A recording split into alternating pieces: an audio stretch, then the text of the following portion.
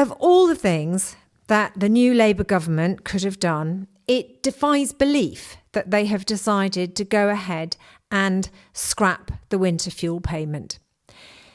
It has handed an enormous amount of political capital to their enemies, a massive stick to use against them until we get to the next election. It will go on and on and on. This policy is probably worse than Margaret Thatcher's poll tax, and it's certainly worse than Theresa May's idea to try and deliver a dementia tax. It is something that won't and can't be forgotten. And as we go into the winters, every time an old person passes away, the potential is there for headlines to put it down to the fact that the winter fuel payment was withdrawn or not claimed.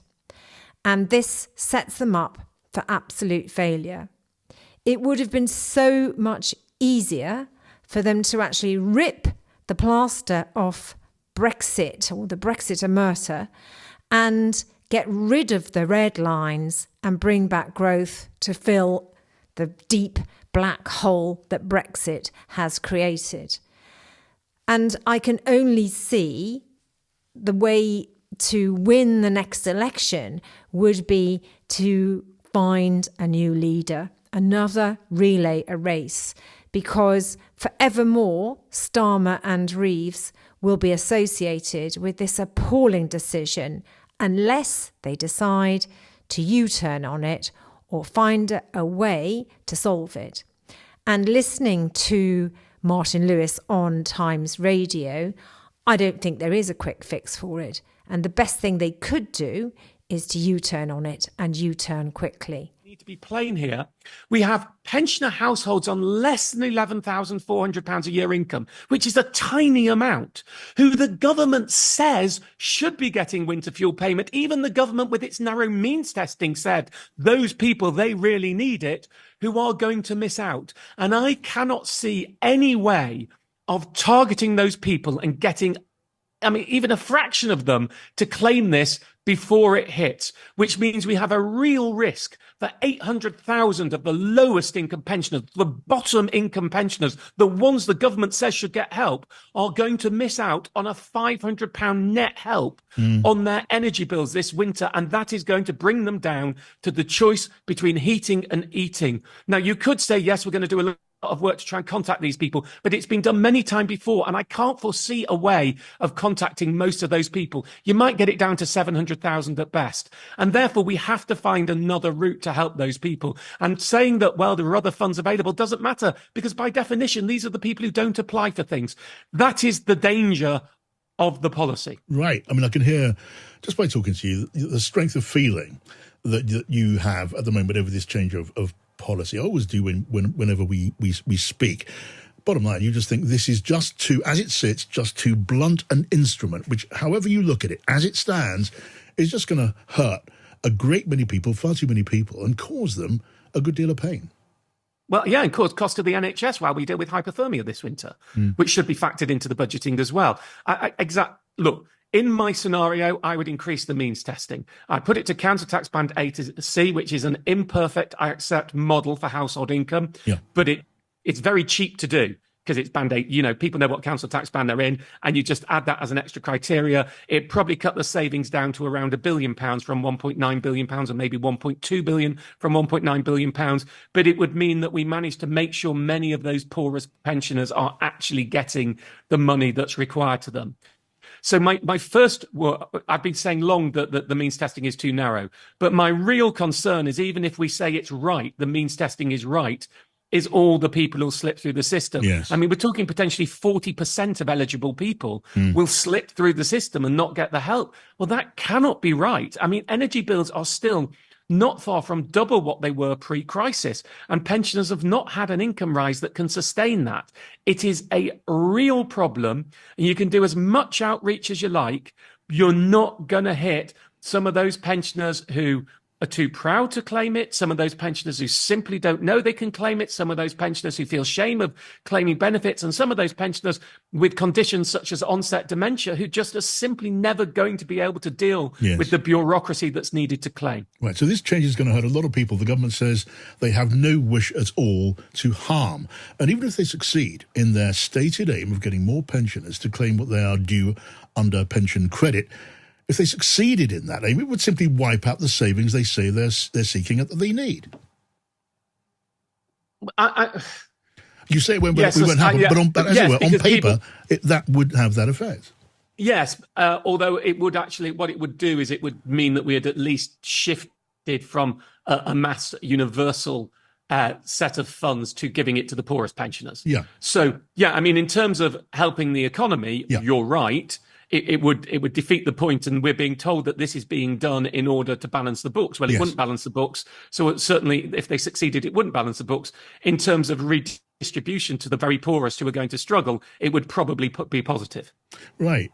But it's not going to happen, John. I mean, that's cloud cuckoo land. Sure, we're not going to reach those people. Yeah, but that argument is part of the arguments that have been deployed by the government. And you say it doesn't work in effect, and it wouldn't work in theory. In practice, if they succeeded in that aim.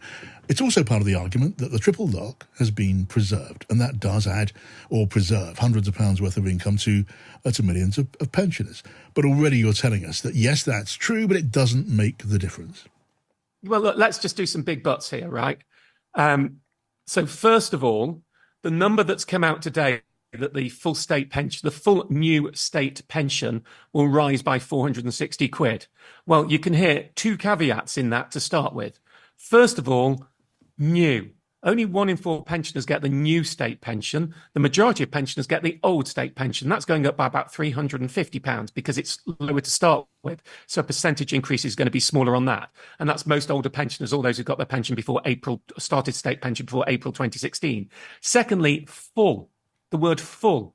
That is the rise if you get the full state pension. Most of the poorest pensioners don't get the full state pension. Those on pension credit definitely, or almost all of them, don't get the full state pension.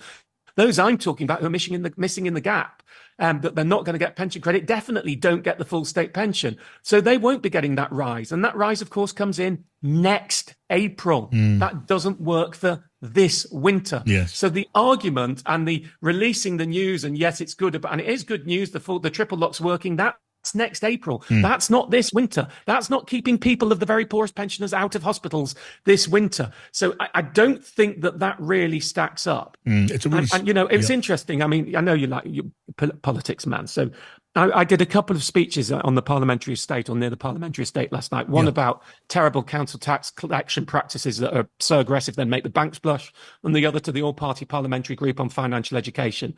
And I spoke privately to quite a lot of MPs. And I cannot tell you the look in the eyes, many of those MPs, when it was talked about, I was going to meet Rachel Reeves, which I'm doing later this afternoon. You're playing, this is a pre-recorded interview for people who are listening after that. And they were all, there was a sort of look, and it was very plain. They were going, oh, I hope you managed to change your mind. And I find it very fascinating because many of the new Labour MPs are totally torn. They want to be loyal. They want to stick with the whip. They want to do the right thing. They want to go with the party. But I mean, they have their buttocks clenched about supporting this policy. Yes. I mean, and no one is, and the problem is all the polls out there of who supports, who don't. Yes, of course. If you ask me, do I support ending universality of the winter fuel payment where we're in tough economic strictures? Yes, I support ending universality. Yeah. But do I support a very tight means testing that is also ineffective even for the poorest pensioners? No, I don't support it.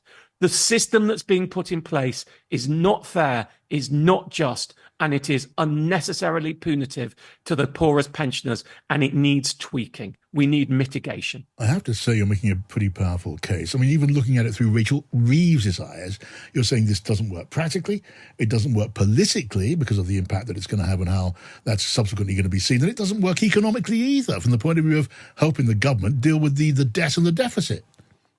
No. Well, it does. It does because failure has been factored in.